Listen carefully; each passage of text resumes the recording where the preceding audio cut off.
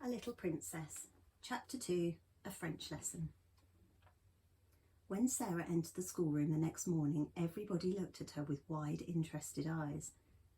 By that time, every pupil, from Lavinia Herbert, who was nearly 13 and felt quite grown up, to Lottie Lay, who was only just 4 and the baby of the school, had heard a great deal about her. They knew very certainly that she was Miss Minchin's show pupil and was considered a credit to the establishment. One or two of them had even caught a glimpse of her French maid, Mariette, who had arrived the evening before. Lavinia had managed to pass Sara's room when the door was open and had seen Mariette opening a box which had arrived late from some ship. It was full of petticoats with lace frills on them. Frills and frills, she whispered to her friend Jessie as she bent over her geography. I saw her shaking them out. I heard Miss Minchin say to Miss Amelia that her clothes were so grand that they were ridiculous for a child. My mamma says that children should be dressed simply. She has got one of those petticoats on now. I saw it when she sat down. She has silk stockings on, whispered Jessie, bending over her geography also. And what little feet!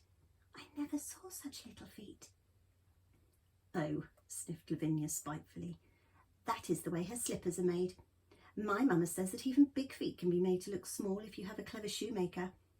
I don't think she's pretty at all. Her eyes are such a queer colour. She isn't pretty as other people are, said Jessie, stealing a glance across the room. But she makes you want to look at her again. She has tremendously long eyelashes, but her eyes are almost green. Sara was sitting quietly in her seat, waiting to be told what to do. She had been placed near Miss Minchin's desk. She was not abashed at all by the many pairs of eyes watching her. She was interested and looked back quietly at the children who looked at her. She wondered what they were thinking of, and if they liked Miss Minchin, and if they cared for their lessons, and if any of them had a papa at all like her own. She had had a long talk with Emily about her papa that morning. He is on the sea now, Emily, she had said. We must be very great friends to each other and tell each other things. Emily, look at me. You have the nicest eyes I ever saw, but I wish you could speak. She was a child full of imaginings and whimsical thoughts, and one of her fancies was that there would be a great deal of comfort in even pretending that Emily was alive and really heard and understood. After Mariette had dressed her in her dark blue schoolroom frock and tied her hair with a dark blue ribbon, she went to Emily, who sat in a chair of her own, and gave her a book. You can read that while I'm downstairs, she said, and seeing Mariette looking at her curiously, she spoke to her with a serious little face. What I believe about dolls, she said, is that they can do things they will not let us know about. Perhaps, really, Emily can read and talk and walk, but she will only do it when people are out of the room. That is her secret. You see, if people knew that dolls could do things, they would make them work. So perhaps they have promised each other to keep it a secret. If you stay in the room, Emily will just sit there and stare. But if you go out, she'll begin to read, perhaps, or go and look out of the window. Then if she heard either of us coming, she would just run back and jump into her chair and pretend she had been there all the time. Comme elle est drôle, Mariette said to herself. And when she went downstairs, she told the head housemaid about it. But she had already begun to like this odd little girl who had such an intelligent small face and such perfect manners. She'd taken care of children before who were not so polite. Sara was a fine little person and had a gentle, appreciative way of saying, If you please, Mariette. Thank you, Mariette, which was very charming. Mariette told the head housemaid that she thanked her as if she was thanking a lady. Elle a l'air d'une princesse, cette petite, she said. Indeed, she was very much pleased with her new little mistress and liked her place greatly.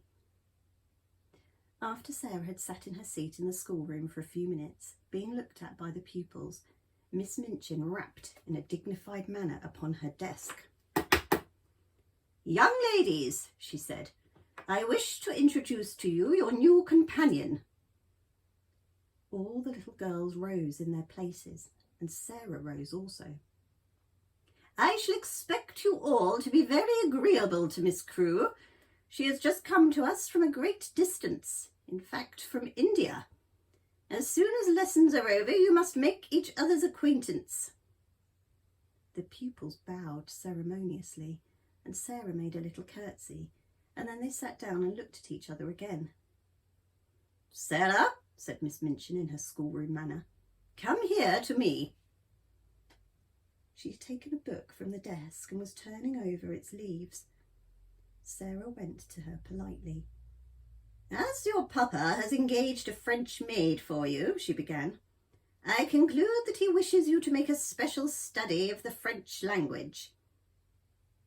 Sara felt a little awkward.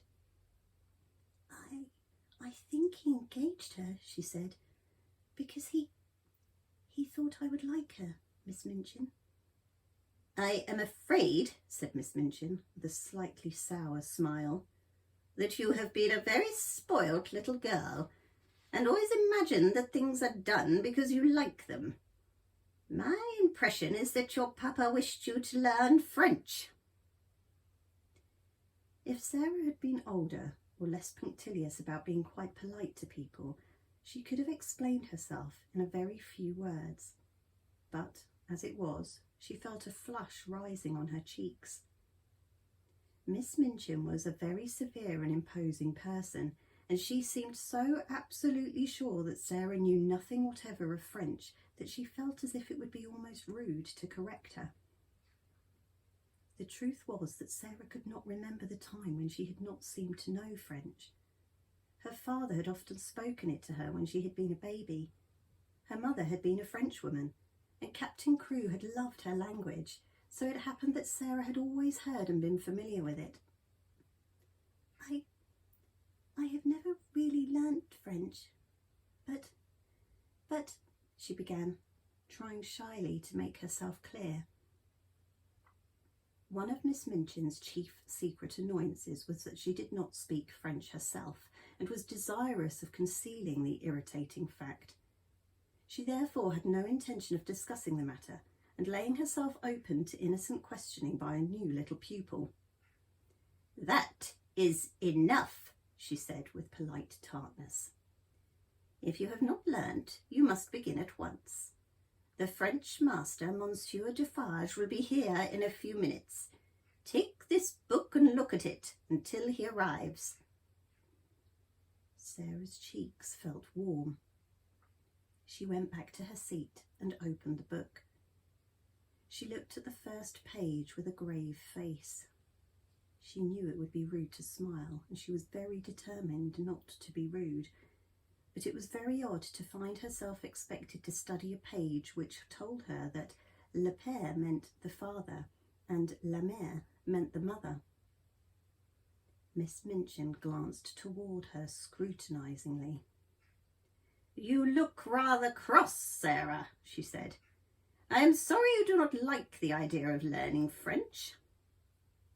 "I'm very fond of it," answered Sara, thinking she would try again. "You must not say 'but' when you are told to do things," said Miss Minchin. "Look at your book again."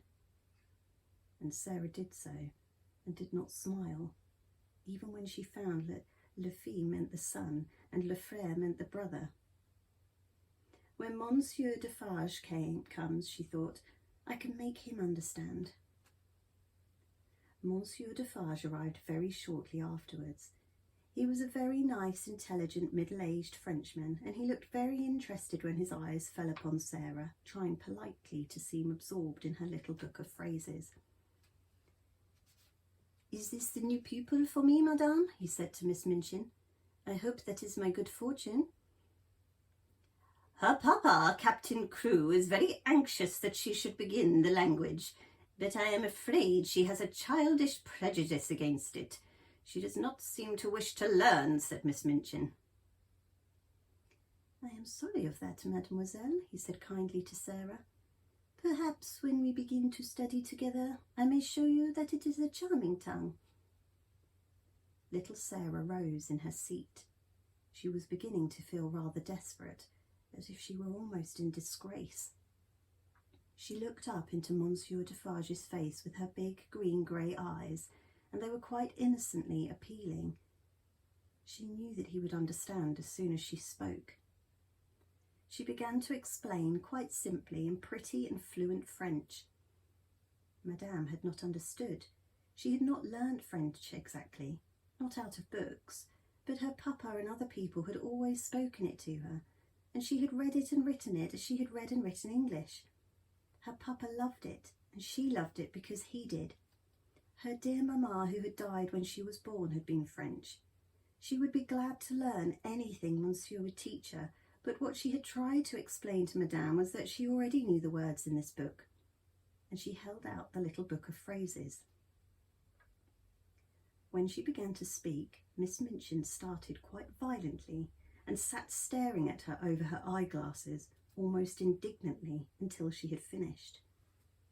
Monsieur Defarge began to smile, and his smile was one of great pleasure. To hear this pretty childish voice speaking his own language so simply and charmingly made him feel almost as if he were in his native land, which in dark, foggy days in London sometimes seemed worlds away. When she had finished, he took the phrase book from her with a look almost affectionate, but he spoke to Miss Minchin. "Ah, Madame," he said, "there is not much I can teach her. She has not learnt French. She is French. Her accent is exquisite." "You ought to have told me," exclaimed Miss Minchin, much mortified, turning on Sarah. I tried," said Sarah. I suppose I did not begin right." Miss Minchin knew she had tried, and that it had not been her fault that she was not allowed to explain. And when she saw that the pupils had been listening, and that Lavinia and Jessie were giggling behind their French grammars, she felt infuriated. "Silence, young ladies," she said severely, rapping upon the desk. "Silence at once!" She began from that minute to feel rather a grudge against her show pupil.